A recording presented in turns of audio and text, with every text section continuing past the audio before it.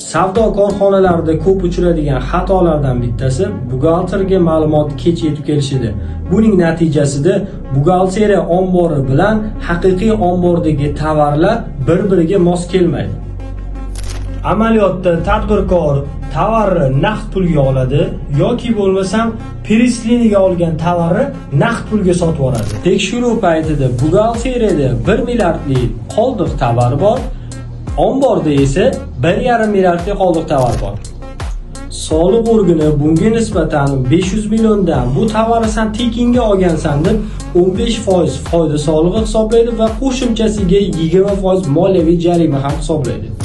Endi esa aksi bo'lsa-chi, buxgalteriyada 1 milliardlik qoldiq tovar bor, omborda esa 500 millionlik qoldiq tovar bor.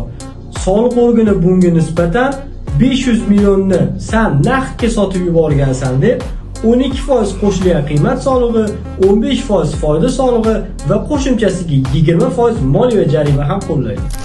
Hurmatli tadbirkorlar, buxgalterga ma'lumot kech yetib kelishi sizni biznesingizga juda qimmatga tushadi.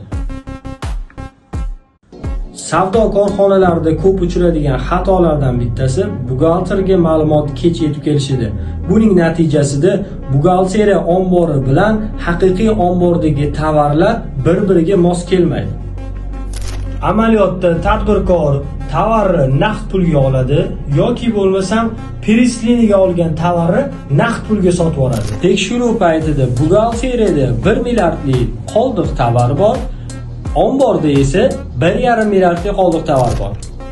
Soliq organi bunga nisbatan 500 milliondan bu tovarni sen tekinga olgansan deb 15% foyda solig'i hisoblaydi va qo'shimchasiga 20% moliyaviy jarima ham hisoblaydi. Endi esa aksi bo'lsa-chi, buxgalteriyada 1 milliardlik qoldiq tovar bor, omborda esa 500 millionlik qoldiq tovar bor. Soliq organi bunga nisbatan 500 millionni sen naqdga sotib yuborgansan deb 12% qo'shilgan qiymat solig'i, 15% foyda solig'i va qo'shimchasiga 20% moliyaviy jarima ham qo'llaydi. Hurmatli tadbirkorlar, buxgalterga ma'lumot kech yetib kelishi sizni biznesingizga juda qimmatga tushadi.